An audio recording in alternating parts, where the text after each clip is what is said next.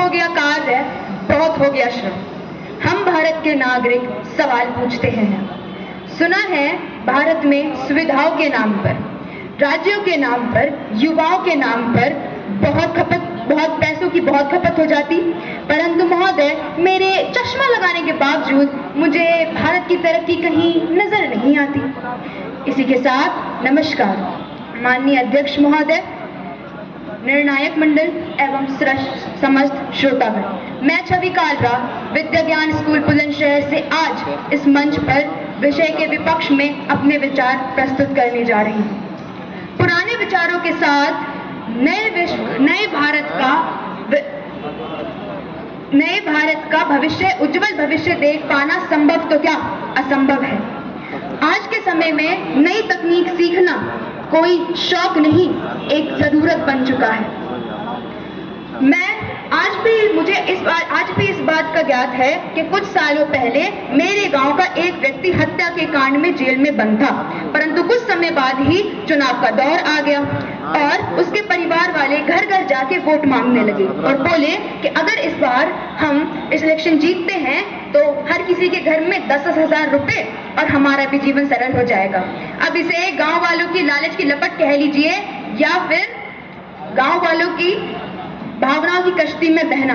आखिरकार वह अपराधी चुनाव जीत जाता है। और महोदय, आज की तारीख में एक अपराधी, एक चोर, एक हत्यारा मेरे गांव का प्रधान है। क्या आप इसे एक विकसित भारत कहते हैं? और यह सिर्फ मेरे गांव की कहानी नहीं, भारत में 70% से अधिक गांव में इसी प्रकार वोटों की खरीदारी होती है। क्या इस प्रकार हम भारत का विकास करेंगे? क्या संस्कृति, क्या परंपराएं, क्या पूजा पाठ से आप भ्रष्टाचार को भारत से हटा सकते हैं? अगर हटा सकते हैं तो आज तक हटा क्यों नहीं? मुझे कोई संदेह नहीं इस बात में कि मेरा भारत एक महान देश है, परंतु मुझे डर है कि कहीं इस महानता के घमंड में आकर हम पीछे ना रह जाएं और कुछ नया सीखने से चूक ना जाएं। क्योंकि महोदय, जब हम विकास की बात करते हैं तो असमानता की सच्चाई सामने आ ही जाती है।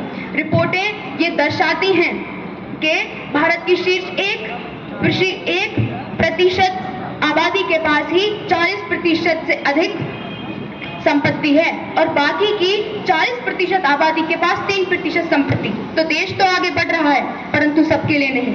टैक्स ही टैक्स है, खाने पर टैक्स, कपड़े पर टैक्स, पानी पर टैक्स, मकान पर टैक्स और टोल टैक्स उसकी तो बात ही मत कीजिए, क्योंकि हाईवे तो नेताजी के नाम पर चलता है। उस देश की महानता किस काम की जिस देश में स्वास्थ्य पर ध्यान न हो, शिक्षा पर ध्यान न हो और रोजगार पर ध्यान न हो। एक विकसित देश वही देश होता है जिस देश में हर कोना उज्जवल हो। और आप इस बात से कैसे इनकार कर सकते हैं कि दिल्ली में एक पहाड़ खड़ा है जो कि पुष्प से बना है और बहुत ही अच्छी सुगंध देता है। अरे माफ करिए, वह तो कचरे का पहाड़ है और ऐसी दुर्गंध देता है जिससे कि आप जीवन भर के लिए अस्वस्थ हो जाएं।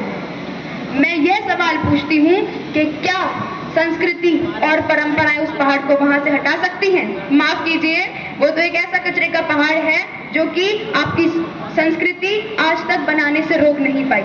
उसको हटाने के लिए हमें वैज्ञानिक की जरूरत है, हमें विज्ञान की जरूरत है और आधुनिक सोच की जरूरत है। बयानबाजी से नहीं, सच से मुंह मोड़ने से नहीं, सच को स्वीकारने से बनेगा एक विकसित भारत। चलिए, मैं ज्यादा दूर की बात नहीं करती, मैं अभी की बात करती हूँ।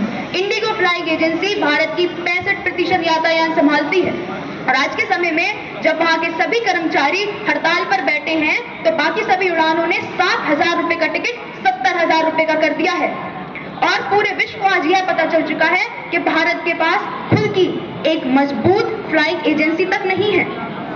अभी भी आप आधुनिकता को अस्वीकार करने से बोलेंगे और फिर यही वो शब्द आता है जो कभी नहीं आना चाहिए भारतीय संस्कृति में, पूंजीवाद। क्योंकि क्या सिर्फ अमीर ही महंगी सुविधाएं का लाभ उठा सकता है? क्या अमीर ही रोटी तोड़ सकता है? और अगर आपका जवाब यह है कि हाँ, रोटी तोड़नी है तो कार्य तो करना पड़ेगा, तो अरे वाह, आपने तो मेरा कार्य ही आसान कर दिया। यही तो मैं कहना चाहती हूँ, हमें कार्य करना होगा, वैज्ञानिक गतिविधियां सीखनी होंगी और आधुनिक सोच अपनानी होगी अपने भारत को एक विकसित देश बनाने के हेतु। क्योंकि ऐसा देश जहाँ कचरे के पहाड़ आसमान छू रहे हैं, जहाँ नेता बेचे जा रहे हैं और सपने खरीदे जा रहे हैं, वह विकसित देश नहीं होता। हमें भारत में आधुनिक सोच का सार चाहिए, और संस्कृति का साथ चाहिए। उसी से होगा हमारा देश विकसित। धन्यवाद। जय हिंद।